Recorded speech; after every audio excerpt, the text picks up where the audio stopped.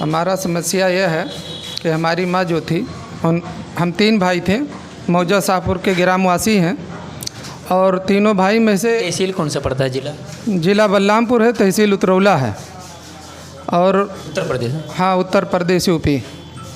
और उसके बाद में हमारे माँ का देख रेख कोई नहीं कर रहा था, मैं ही कर रहा था और घर वाले माँ के साथ सख्ती कर रहे थे। फिर हमने जो है पाने माँ को बम्बई लेके चले गया और उसके बाद उनकी सेवा खिदमत हमने वहाँ किया। उसके बाद में उन्होंने जब इंतकाल कर गई तो हमने वहाँ जो है उनको रख के क्रियाक्रम करके और उन्होंने अपने हिस्से की जायदाद हमारे नाम रजिस्ट्री वसीयतनामा कर दिए थे।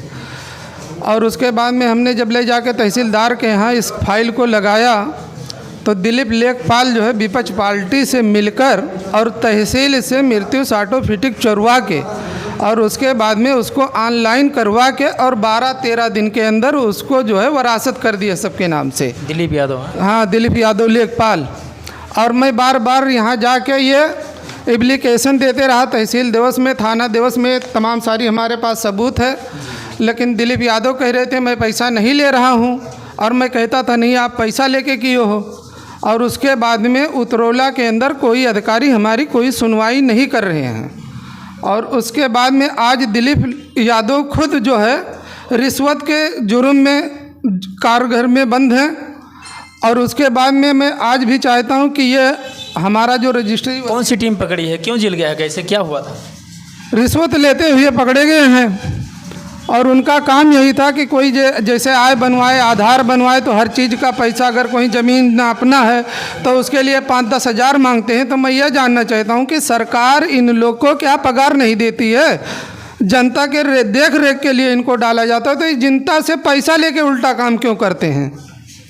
और वो जब उनसे मैं जाकर कुछ कहता था तो ये कहते थे कि देश के प्रधानमंत्री, मुख्यमंत्री कानून बनाते हैं और तुम्हारे ग्राम सभा का मुख्यमंत्री भी मैं हूँ और प्रधानमंत्री भी मैं हूँ।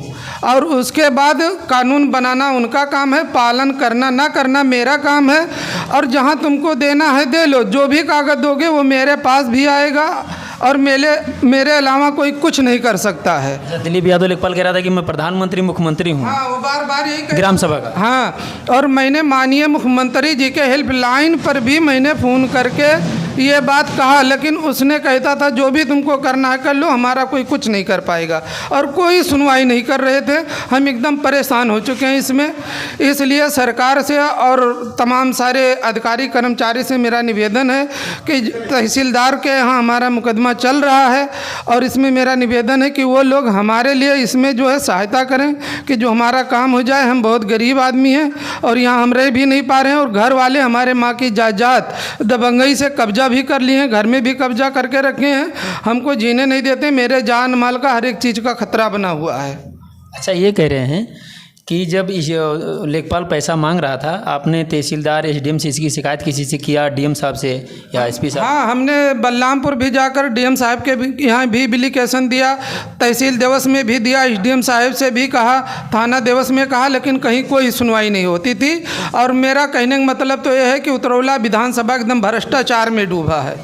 नहीं, ये कह रहे हैं कि उधर से वो रिपोर्ट बना के क्या भेजते थे कि लेखपाल ईमानदार है दिलीप यादव? वो ये कहते थे कि तुम एक अधिकारी के ऊपर कैसे इतना संगीन जुर्म लगा सकते हो, लेकिन मुझे ये पता था कि ये पैसा लेके ऐसा किए हैं और दौराने मुकदमा में उन्होंने इस वरासत की है। उनको पता था कि ये जो है दायरा चल रहा है और जब दौराने मुकदमा में किसी को अधिकार नहीं है किसी के नाम से वरासत करने के लिए। हर एक चीज़ का कानून है, लेकिन लेखपाल का कहना था कि हर कानून हमारे जेब में रहता है, जो हमारी मर्जी है वो मैं करूँगा, तुम्हारे कहने से नहीं करूँगा। तुम हो कौन? हाँ,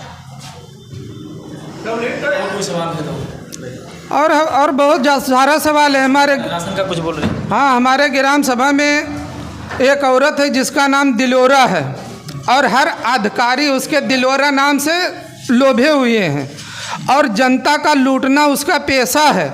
और जनता का 5 किलो राशन काटती है। अगर कोई बोलता है कि मैं जाके तुम्हारे खिलाफ़ कंप्लेन कर दूंगा तो वो कहती है कि जो करेगा मैं उसको 376 में अंदर करा दूंगी।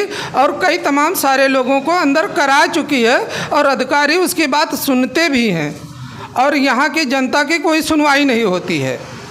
और माननीय प्रधानमंत्री जी मुफ्त में राशन दे रहे हैं जनता को, लेकिन वो मुफ्त में नहीं दे रही है, फिर भी पैसा ले रही है। 5 किलो काट रही है, इस वक्त खाली चावल दे रही है, गेहूं भी नहीं देती है। कि जब सरकार के द्वारा चाय पत्ती, नमक, शक्कर सब चीज़ आता है, लेकिन किसी को कुछ नहीं मिलता है। अगर कोई मांगता है तो कहती है चले जाओ, नहीं तो हम 376 लगवा देंगे। और तमाम सारे लोग जा चुके हैं, इसलिए मौजे वाले डर से सहने हुए हैं, कोई आवाज़ उठाने के लिए तैयार नहीं है।